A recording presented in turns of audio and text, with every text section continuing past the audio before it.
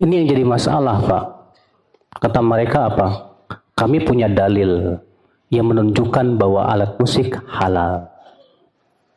Kami punya dalil. Emangnya cuma situ yang punya dalil? Kami juga punya dalil, ya, bahwa alat musik itu halal. Nah, inilah kita akan paparkan apa dalil mereka. Lalu kita akan bantah satu persatu insya Allah. Mudah-mudahan waktunya cukup. Tinggal sejam lagi soalnya. Ikhwatul Islam, azakumullah wa iyyakum.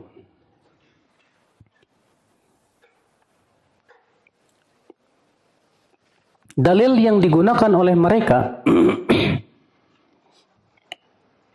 di antaranya hadis dari Aisyah radhiyallahu anha bahwasanya ketika aku bersama Rasulullah SAW duduk di rumah, istadzanat alaina imra'atun kanat tughanni, maka seorang wanita minta izin yang biasa bernyanyi itu.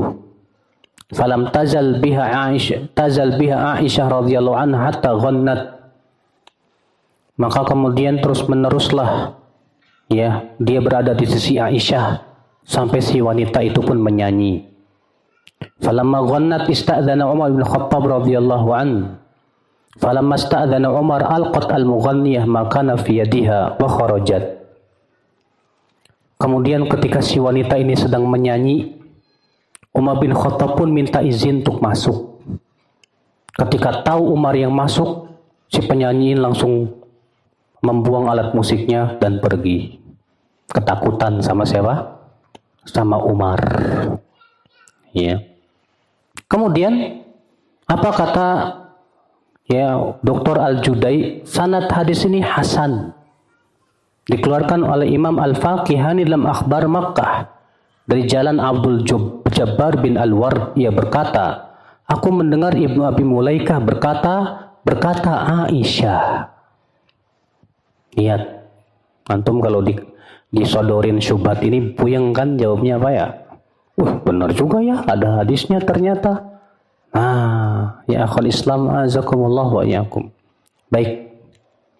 Kita akan bantah di sini. Bagaimana membantahnya? Ketahuilah ya akhwal Islam azakumullah wa iyyakum. Ya. Pertama, kita ingin mengetahui sanadnya dulu. Ya, karena kan Al-Judai membawakan sanadnya kurang ini. Kita langsung rujuklah ke bukunya yang asli. Benar enggak diriwayatkan oleh Al-Faqihani dalam Akhbar Makkah dengan cara seperti itu? Baik. Ternyata Al-Faqihani berkata begini. Nah inilah Pak, pentingnya kita itu langsung rujuk ke buku aslinya. Jadi kalau antum baca di sebuah buku dan dia menyebutkan sebuah buku, kalau bisa rujuk langsung ke buku aslinya. Bener nggak yang dibawakan kayak gitu? Karena banyak syubhat itu akibat ngedit sendiri Pak, sesuai dengan keinginan dan hawa nafsu. Dia tulis di buku.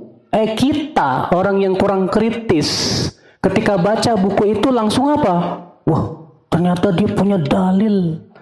Hasan lah gini hadisnya. Udahlah, ini masalah perselisihan ulama, nggak usah ribut. Alah, ini kan jadinya alay Pak. Ya. Kenapa? Karena nggak mau lihat bagaimana hakikat sebenarnya. Baik, Al-Faqihani berkata, Haddatsana Abu Yahya bin Abi Masarrah. Qala haddatsana Ahmad bin Muhammad. Qala haddatsana Abdul Jabbar bin Al-Ward. Ia berkata, aku mendengar Ibnu Abi Mulaikah berkata Aisyah. Baik. Ini dia sanadnya secara lengkap. Ini sanad batil. Kita akan lihat dari mana kebatilannya. Pertama, karena di dalam sanadnya ada Abu Yahya bin Abi Masarrah yang tidak disebutkan oleh Al-Judai dalam bukunya tersebut. Al-Judai cuma mengatakan dalam bukunya apa? Dikeluarkan oleh Al-Faqihani dalam Akhbar Makkah dari jalan Abdul Jabbar bin Al-Ward. Nggak disebutin siapa yang meriwayatkan dari Abdul Jabbar. Ini namanya Pak, ya, berusaha untuk menipu orang. Seakan-akan ini sanad hasan. Ternyata setelah kita rujuk sanadnya yang benar, haddatsana Abu Yahya bin Abi Masarrah. Abu Yahya bin Abi Masarrah majhul hal.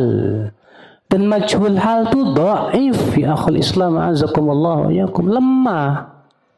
Ya. Ikhwatal Islam azakumullah wa yakum. Tidak ada para ulama yang menganggapnya thiqah dia itu. Ya. Ikhwatal Islam azakumullah wa yakum. Ini yang pertama kata beliau. Ya, ternyata setelah kita lihat sanadnya lemah sekali.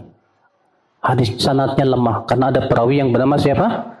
Abu Yahya bin Abi Masarrah. Ya, ikhwatul Islam azakumullah wa iyyakum. Kemudian yang kedua, Imam Al-Khatib Al-Baghdadi meriwayatkan kisah ini juga dengan sanadnya dalam Tarikh Baghdad dari Ibnu Abi Mulaikah dari Aisyah. Namun di situ tidak ada lafaz, ya, alqat al-mughanniyah makana fi yadiha, bahwa si penyanyi ini melemparkan alat musiknya. Tidak ada alat lafaz itu. Tidak disebutkan oleh Al-Khatib Al-Baghdadi. Lalu beliau berkata, kata Al-Khatib, wa aslul hadis batil, dan asal hadis ini adalah batil. Ini pernyataan siapa? Al-Khatib Al-Baghdadi. Ya. Yang ketiga, sanad hadis ini juga ya lemah. Kenapa? Karena ada perawi lain.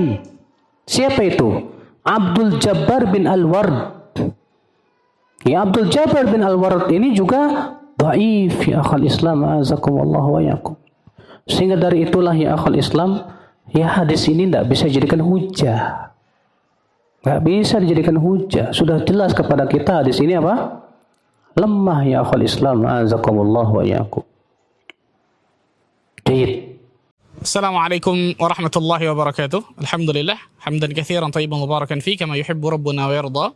Wassalatu wassalamu ala Rasulillah wa ala alihi wa sahbihi wa mawalah. Asyhadu an la ilaha illallah wahdahu la syarika lah wa asyhadu anna Muhammadan abduhu wa rasuluh. Masyaallah muslimin wal muslimat, rahimani wa rahimakumullah, saudara-saudariku sekalian, kaum muslimin dan muslimat yang mudah-mudahan Allah Azza wa Jalla berikan keberkahan dalam kehidupannya. Di belakang kita lihat bersama bangunan yang alhamdulillah, bangunan tahfidz Al-Quranul Karim, tahfidz Imam Nawawi yang berdiri di Jakarta Timur ini, alhamdulillah sudah melakukan pengecoran di lantai 2 dan masih banyak membutuhkan bantuan dan juga doa dari antum semua. Maka kami berharap agar antum semua Allah gerakkan hatinya untuk bisa menginfakkan kelebihan dari harta antum yang Allah Azza wa Jalla titipkan kepada diri antum.